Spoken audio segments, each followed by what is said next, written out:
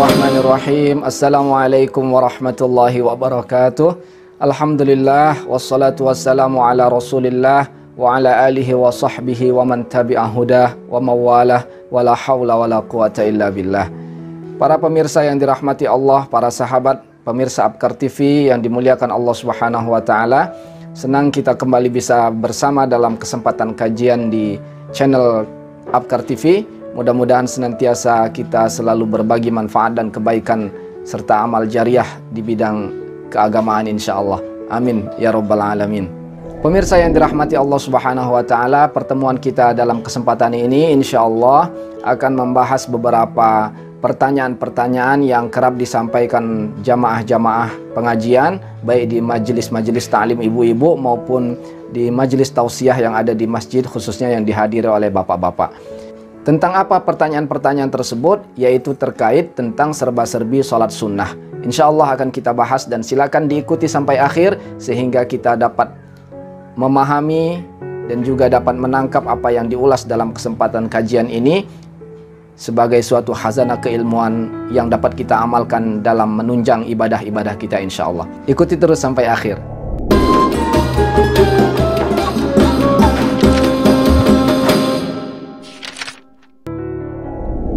Pertanyaan pertama yang sering ditanyakan oleh sebagian jamaah kita, sholat sunnah apa saja yang dibolehkan berjamaah? Terkait sholat sunnah yang dianjurkan atau mustahab untuk dilaksanakan secara berjamaah yang dicontohkan oleh Rasulullah SAW adalah sholat sunnah istisqa, yaitu sholat sunnah minta hujan. Yang kedua, sholat sunnah gerhana, baik gerhana matahari maupun sholat sunnah gerhana bulan. Yang ketiga adalah sholat sunnah 2 hari raya, yaitu sholat sunnah Idul Fitri dan sholat sunnah Idul Adha. Yang keempat adalah sholat sunnah qiyam Ramadan atau kita kenal dengan istilah sholat sunnah tarawih, yang juga dilanjutkan dengan sholat sunnah witir sesudahnya. Jadi inilah sholat-sholat sunnah yang dianjurkan atau mustahab untuk dilaksanakan secara berjamaah. Pertanyaan yang kedua, sholat sunnah apakah yang lebih afdol dilaksanakan sendirian? Baik, sholat sunnah yang afdol untuk dilaksanakan sendirian adalah sholat sunnah tahajud atau qiyamul lail. Yang kedua, sholat sunnah duha. Yang ketiga, sholat sunnah rawatib, baik itu yang qobliyah maupun ba'diyah. Yang keempat, sholat sunnah mutlak. Yang kelima, sholat sunnah hajat. Juga sholat sunnah yang pernah dilakukan oleh sahabat Rasulullah Bilal bin Rabah, yaitu sholat sunnah wudhu. Pertanyaan yang ketiga, sholat sunnah apa yang boleh berjamaah, boleh juga dilakukan secara fardi atau sendirian? Menjawab pertanyaan ketiga ini, maka kita kembalikan dulu kepada tadi pertanyaan yang pertama, yaitu sholat-sholat sunnah yang dianjurkan untuk berjamaah. Maka walaupun itu dianjurkan atau afdolnya berjamaah, sesungguhnya itu juga boleh dilakukan secara fardi atau sendirian. Demikian juga dengan sholat-sholat sunnah yang tadi pada pertanyaan sebelumnya disebutkan lebih afdol untuk dilakukan sendirian, maka sesungguhnya itu juga boleh dilakukan secara berjamaah. Jadi yang tadi afdolnya berjamaah boleh juga dilakukan sendirian atau fardi. Kemudian yang afdolnya fardi atau sendirian juga boleh dilakukan secara berjamaah. Seperti contohnya sholat tahajud dan sholat duha, itu lebih afdol untuk dilakukan secara fardi atau sendirian. Tapi jika sesekali ingin dilaksanakan berjamaah, misalnya sebagai upaya kita mendidik anak-anak kita atau keluarga kita, maka itu diperbolehkan, dengan catatan tidak dilaksanakan secara terus-menerus atau menjadi suatu kebiasaan. Hal ini sebagaimana dijelaskan oleh Imam An-Nawawi, beliau mengatakan di dalam kitab Al-Majmu'-nya, la tushra' fiha al-jamaah. Terkait sholat-sholat sunnah yang tadi lebih utama untuk dilakukan sendirian, sebenarnya tidak ada pensyariatan secara khusus itu dilakukan secara berjamaah. Walakin law shallaha bi jama'ah jaza. Beliau mengatakan akan tetapi jika seandainya ingin dilakukan secara berjamaah maka boleh-boleh saja. Wala yuqal innaha makruh. dan tidak boleh dikatakan perbuatan tersebut sebagai perbuatan yang makruh. Apa yang menjadi landasan dalil bahwasanya sholat-sholat yang lebih afdol sendirian tadi diperbolehkan untuk dilakukan secara berjamaah? Landasan dalilnya adalah sebuah hadis yang berasal dari Atban bin Malik. Suatu ketika Rasulullah SAW bersama dengan Abu Bakar datang ke rumahnya di siang hari yang sangat terik. Begitu dia masuk, maka Rasulullah SAW berkata kepada Atban, "Aina tuhibbu an usalliya min baitika?" Di mana engkau ingin aku sholat di rumahmu ini?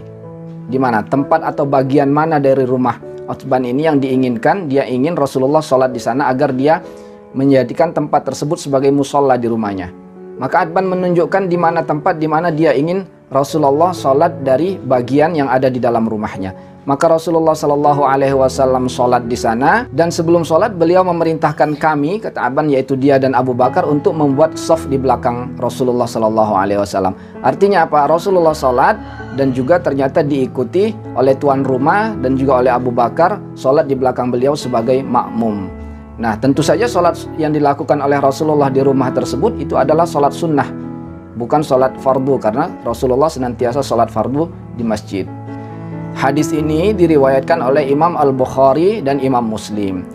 Nah, inilah yang menjadi landasan pembolehan bahwasanya sholat-sholat sunnah yang lebih afdol dilakukan secara sendirian itu dibolehkan juga untuk berjamaah, dengan catatan hanya sesekali saja dan tidak menjadi suatu kebiasaan atau menjadi sesuatu yang dilakukan secara terus-menerus. Pertanyaan berikutnya, bolehkah sholat sunnah rawatib, yaitu qobliyah dan ba'diyah, itu dilakukan berjamaah, misalnya untuk mendidik anak-anak kita agar mereka mau ikut sholat, lalu ketika orang tuanya melakukan sholat sunnah rawatib, qobliyah atau ba'diyah, mereka disuruh berdiri juga dan ikut sholat bermakmum kepada orang tuanya atau kepada gurunya. Cara seperti ini boleh tidak?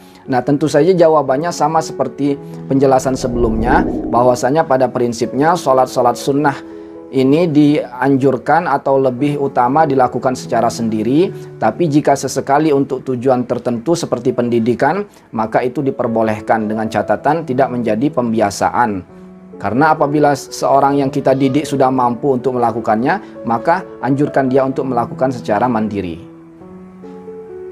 Pertanyaan selanjutnya, jika sholat duha dilakukan secara berjamaah, apakah bacaan imamnya dilakukan secara jahar atau sir, yaitu dibaca kuat atau dibaca diam seperti pelaksanaan sholat siang hari pada umumnya? Untuk sholat-sholat yang dilaksanakan pada siang hari, baik yang sunnah maupun yang fardu, maka dijelaskan oleh para ulama semuanya dilakukan secara sir. Jadi bacaannya tidak dikeraskan atau tidak dikuatkan. Yang dikuatkan hanyalah sholat-sholat malam saja. Pertanyaan berikutnya, kalau sholat tahajud atau qiyamul lail dilaksanakan secara berjamaah, apakah bacaan imamnya secara jahar, dikeraskan, atau secara sir? Maka jawabannya seperti yang sebelumnya dikatakan, bahwasanya kalau untuk sholat-sholat malam, bacaan imam, baik itu sholat fardu maupun sholat sunnah, itu boleh dikeraskan atau dijaharkan. Baik, yang berikutnya pertanyaannya adalah, apabila sudah selesai melaksanakan sholat sunnah witir, selesai sholat sunnah taraweh, lalu pada malam harinya sholat tahajud, dan setelah tahajud tersebut masih perlukah melaksanakan witir atau tidak? Dalam sebuah hadis yang diriwayatkan oleh Imam Al-Bukhari dan Imam Muslim, Rasulullah SAW bersabda, "Ij'alu akhira salatikum bil-laili witran." Beliau katakan dalam hadis ini, jadikanlah sholat witir sebagai sholat penutup kalian pada malam hari. Artinya hadis ini menunjukkan afdoliyah, ya, anjuran yang kuat agar sholat yang paling akhir atau penutup pada sholat malam kita itu memang sholat witir. Tapi bagaimana kondisinya sekiranya tadi dilaksanakan setelah sholat taraweh, lalu kita melaksanakan sholat tahajud lagi. Nah, setelah tahajud itu masih perlu witir atau tidak? Maka jawabannya adalah kita menggunakan hadis Rasulullah SAW yang diriwayatkan oleh Imam At-Tirmidzi, la witrani fi lailatin. Artinya tidak boleh ada 2 kali pelaksanaan witir dalam satu malam. Berarti kalau sudah melaksanakan sholat witir pada selesai sholat tarawih, maka ketika selesai sholat tahajud tidak perlu lagi melaksanakan sholat witir. Ada hadis yang menarik dari Rasulullah SAW, masih diriwayatkan oleh Imam At-Tirmidzi, dan ini hadis sahih. Beliau mengatakan, "Man khafa minkum alla yastayqiz falyutir min awwalil lail, thumma liyarqud."